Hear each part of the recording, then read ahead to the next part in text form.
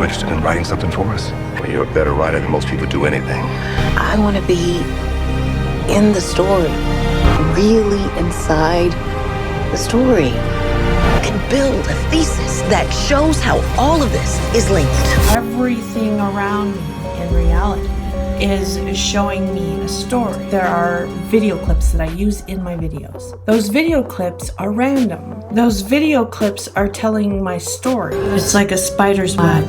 It surrounds me in all different directions. And so I'm seeing all of these connections. You're gonna make all of these connections in the neurons in your brain. A few months back, I went and did one of those brain scans. I got the results back, and the green on this chart is the results of the test. The red is a self-assessment.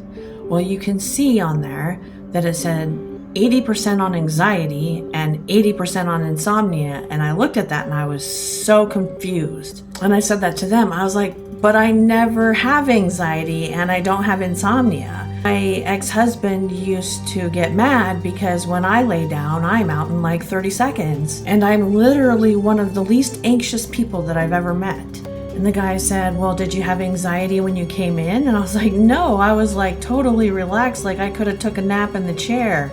So I had to figure out what they were basing that on. The reason why they scored me high on anxiety and insomnia is because I have high beta waves, which is 15 to 30 hertz.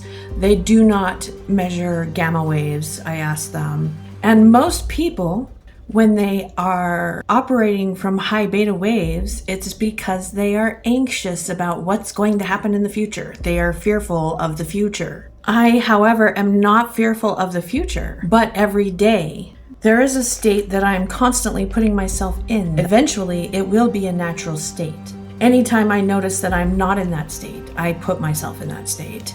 And it is a state of high awareness. A person who gets anxiety, if they don't take some kind of action to prevent whatever they're fearful of, a lot of times what they're fearful of ends up happening. They are actually right about their fear. And this is because they are actually creating what they fear in reality. By wondering if something scary is going to happen, you are inviting something scary to happen. By wondering what is going to happen in another emotional state, like the state of wonder and awe, which I keep encouraging people to put themselves into, you actually draw in those experiences into your life. When people get anxious, what happens is they fear something's going to happen. And then they start seeing signs of that thing that they feared. They start seeing signs that it is going to happen. It's important to remember, if the future scares you, you will go down that same rabbit hole that anxiety brings. But if the future does not scare you, no matter what it is, but instead you wonder how this is going to grow you, evolve you, bring about something good for you, you open doorways to some really interesting shit. See, when you have an understanding of reality in the way that I do, or similar to what I do, you come to the realization that there isn't anything that is impossible. Everything is possible. Also, because of that, you have to take a lot of responsibility for yourself and for everything. If you are in that highly aware state and are looking for something magical to happen, something miraculous to happen, all existence is miraculous. How does the brain, how does this 3 pounds of wet goo, how does it create that experience, the smell of baking, bread? And the answer is, we've been going about it wrong. We have to invoke a miracle in our current understanding. How do we go from atoms, neurons, to experience? Well, at some point there's a jump that no one has been able to explain. Yes, how about you start with the miracle, which is everything is awareness and consciousness. And matter and neurons are icons that we use in a species-specific way to understand this vast network of the social network of consciousness interacting with itself. So when I put myself in this highly aware state, I can look around me and look on my phone, for instance, and I see signs of what is about to happen in reality. Do you ever wonder why shows like The Simpsons just so happen to predict the future so accurately sometimes? Let's start with tech, specifically FaceTime, or video conferencing, which was predicted back in '95.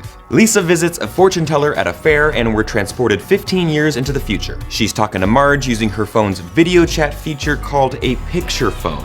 From the very same episode, the smartwatch. Lisa's fiancé makes a phone call using his extremely fashionable watch. Simpsons predicted Trump, as in President Trump.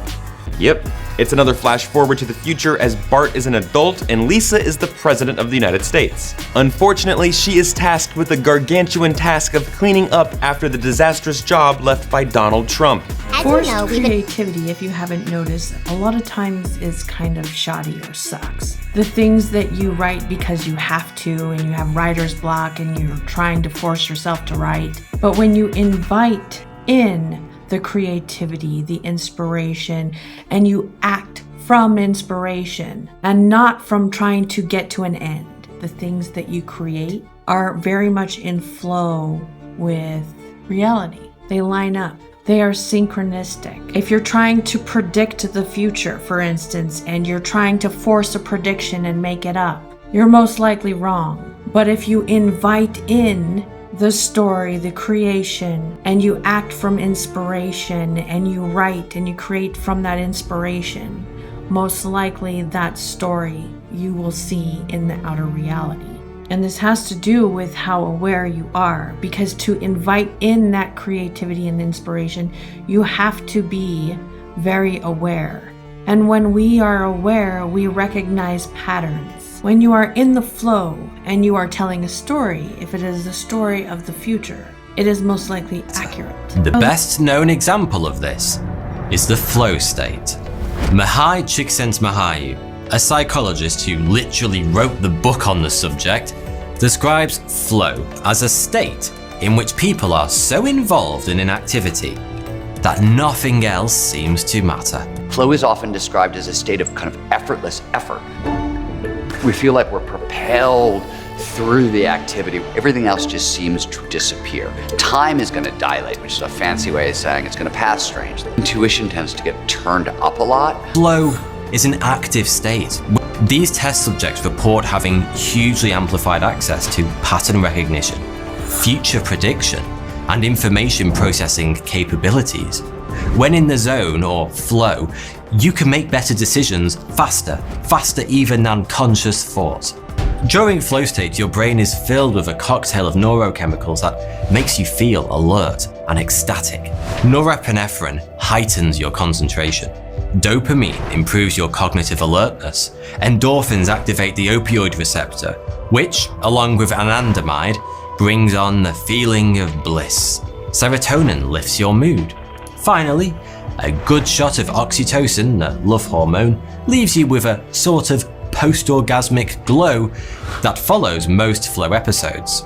Feelings of bliss, expanded consciousness, higher creativity, connection with something greater. It turns out that these are universal qualities of heightened altered states, regardless of whether you enter them through psychedelics or big wave surfing. So the fact that these predictions in The Simpsons have come true, to me that says a lot about the writers, that they are truly inspired using this invitation when they are writing. This is why a lot of times you'll see stories and things in different books that seem to be the same story but two different writers, and end up having fights over who wrote it first. It's coming from the same source. You don't have to be in the same location in this reality that we're perceiving to have access to that same source, because everyone has access to that same source. The most basic human motivator is curiosity. One of the things we get from curiosity is focus for free. We don't have to burn a lot of calories trying to pay attention to it. Curiosity is designed to be built into passion. And think about, we've all fallen in love, how much attention you pay to the person you're falling in love with. You can't stop thinking about them, can't stop staring at them. Now, passion is incredibly useful, but as a motivator, you can go one better, which is purpose. Once you have purpose, the system demands autonomy. I want the freedom to pursue my purpose. And once you have that freedom, the system wants the last of the big motivators, mastery.